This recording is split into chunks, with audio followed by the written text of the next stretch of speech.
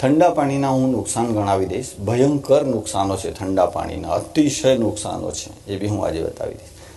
ઠંડુ પાણી હંમેશા યાદ રાખજો, પેટનું તાપમાન કાયમ 24 કલાક 37 થી 40 ડિગ્રી હોય છે.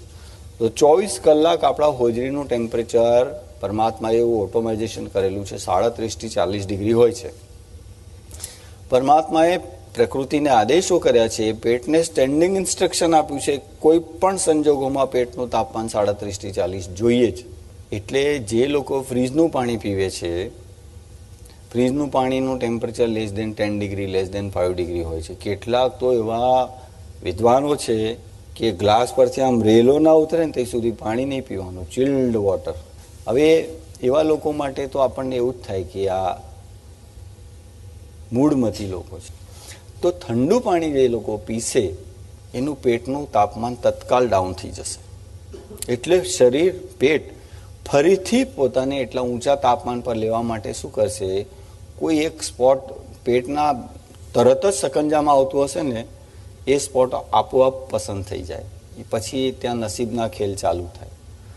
જો કોઈનું પેનક્રિયાઝ સપાટામાં આવી જાય તો પેટ સતત પેનક્રિયાઝમાંથી ઉર્જા ખેંચશે, ઉષ્મા ખેંચશે. જે તે દિવસે પેનક્રિયાઝમાં આ સોજો આવશે. અને જો આપમાંથી કોઈક ડૉક્ટર હશે તો એમને ખબર હશે પેનક્રિયાઝનો સોજો કેટલો ખર્ચાળ અને ખતરનાક હોય છે, મટતો જ નથી. પિત્તાશયમાં પથરી થાય, ડાયાબિટીસની બી લોટરી ઠંડા પાણીથી જ લાગે. હોજરીનો વાલ સંકુચિત થાય, એની સ્થિતિસ્થાપકતા ઘટે, હાઇટસ હર્નિયા કહેવાય છે એને. બધો ઉભરો મારશે ખાધેલું, લાય બળશે.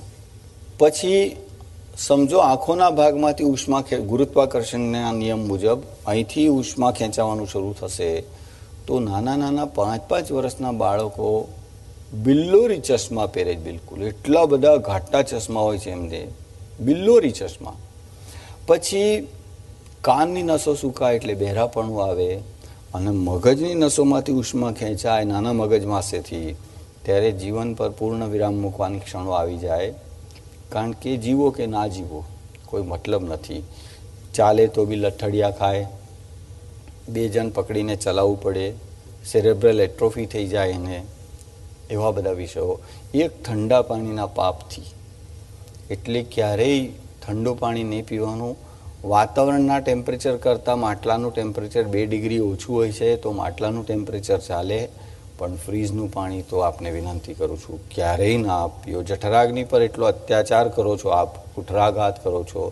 અને શ્રીમદ ભગવદ્ ગીતામાં ભગવાને કીધું છે કે અગ્નિઓમાં જઠરાગ્નિ હું છું, અને દર થોડી વારે તમે એ સગડી પર ઠંડુ પાણી નાખશો તો કેટલા બધા પાપના ભાગી થઈએ. એટલે ફ્રીજનું પાણી ના પીવાય. વંદે માતરમ. ભગવાન સ્વામિનારાયણ કી જય.